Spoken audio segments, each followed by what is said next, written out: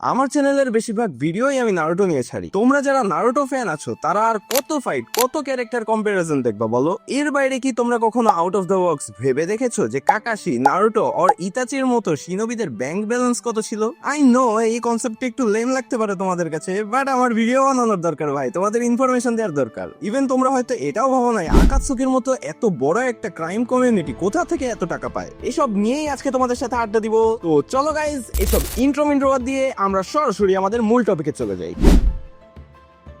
দাঁড়াও সবার bank balance জানানোর আগে নারুটোদের কারেন্সি আর তাদের প্রসিডিউর সম্পর্কে তোমাদের 30 সেকেন্ডে একটা ছোটখাটো ধারণা দিয়ে নিই। নারুটো অ্যানিমেতে যে কারেন্সিটা ইউজ করা হয়েছে এটা হচ্ছে রিও। এখন আমি যদি রিওতে হিসাব বুঝাইতে যাই, আমি কেউই রিলেট করতে পারবো না। সো টাকা কনভার্ট করে নেওয়াটা বেটার আইডিয়া। মেইনলি এক রিও মানে হলো 8 টাকা। এখন কাহিনী হলো শিনোবিদের র্যাঙ্কের উপর ডিপেন্ড করে তাদের বিভিন্ন র্যাঙ্কের মিশন দেওয়া হয়, যেমন A rank, B rank, C rank, D rank এবং এস র্যাঙ্ক, এইসব আর কি। আর এই মিশনের উপর বেস করেই তাদের স্যালারি নির্ধারিত হয়। বাট স্যালারি তারা ফুল পায় না। সো স্যালারির অ্যামাউন্টটা শোনার পর তোমরা মাথা ঘুরে পড়ে যায় না। স্যালারি মেইনলি ফার্স্টে যায় ভিলেজের কাছে এবং ভিলেজ সেখান থেকে ট্যাক্স হিসেবে 40 থেকে 60% কেটে রাখে। দেন যারা মিশন কমপ্লিট করছে তাদের মধ্যে এই স্যালারি ডিভাইড করে দেওয়া হয়। চলো এখন আমরা র্যাঙ্ক ওয়াইজ স্যালারিটা একটু স্কেলিং করে আসি।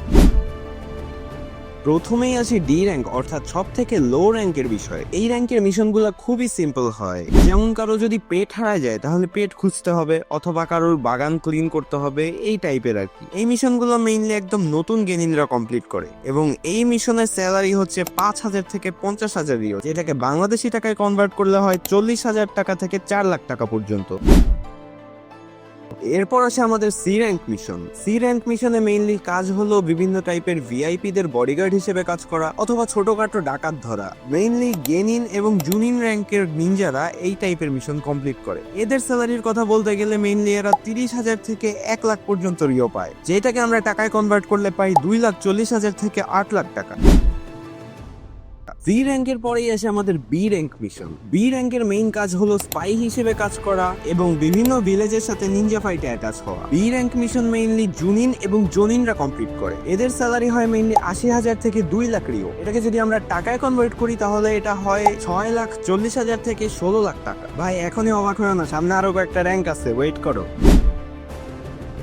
এ র্যাঙ্ক মিশনের মেইন কাজ হলো ভিআইপিদের প্রোটেকশন দেওয়া, অর্থাৎ এক টাইপের বডিগার্ডের মতোই কাজ করা এবং আমাদের যেসব গ্রেড নিনজা ওয়ার হয় এইগুলোতে অংশগ্রহণ এবং ফাইট করা। এ র্যাঙ্ক মিশনগুলো মেইনলি জোনিন এবং আনবু ব্ল্যাক অপস কমপ্লিট করে এবং ভাই তোমরা জানলে লিটারালি শকড হবা, এদের স্যালারি 1,50,000 থেকে প্রায় 10 লাখ রিও পর্যন্ত হয়, যেইটাকে টাকায় কনভার্ট করলে হয় 12 লাখ থেকে 80 লাখ টাকা। ভাই অবস্থা দেখে আমার নিজেরই নিনজা হইতে ইচ্ছা করতেছে আর কি।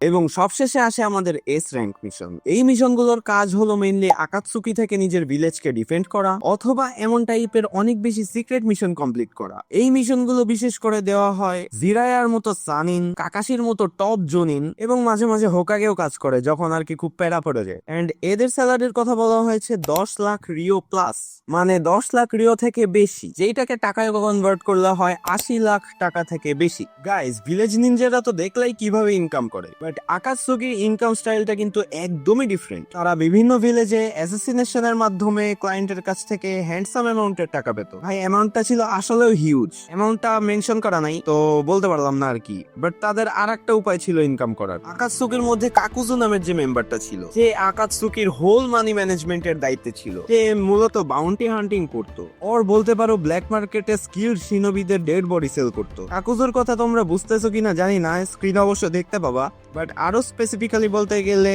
আমাদের আসুমা সেন্সে যার হাতে মারা পড়ছিল আর কি। এবং ভাই আসুমার বাউন্টি ছিল 3 কোটি রিও। এই হিসাবটা তোমরা ক্যালকুলেটরে টাকায় কনভার্ট করে নিও ভাই, টাকায় কনভার্ট করতে গেলে এখন আমার মাথা নষ্ট হয়ে যাবে। তো গাইজ এই ছিল আমাদের আজকের আয়োজন। সাবস্ক্রাইব করবা কি করবা না সম্পূর্ণ তোমাদের বিষয়। এখন তোমাদের মনে একটা কোয়েশ্চেন জাগতেই পারে যে আমি এইসব কেমনে জানলাম, এত সিক্রেট কাহিনী, এত সবার স্যালারি ম্যালারি কেমনে ঠিক করলাম? ভাই এটা আমার বানানো কোনো জিনিস না, আমি যে কথাগুলো বলছি সব কয়টা কথাই নারুটো অফিসিয়াল ফ্যান বুকে লেখা আছে, যেটা স্বয়ং লিখছে নারুটোর রাইটার মাসাশি কিশিমোতো। ভাই উচ্চারণে ভুল হইতে পারে, তোমাদের যদি তাও ডাউট থাকে তাহলে তোমরা নেটে বা হইতেছে যে কোনো ব্রাউজারে সার্চ করে দেখতে পারো, তোমরা সব জায়গায় সেম জিনিসই পাবা, আই থিংক সো। গাইজ দেখা হচ্ছে নেক্সট কোনো ভিডিওতে, ততক্ষণের জন্য আল্লাহ হাফেজ।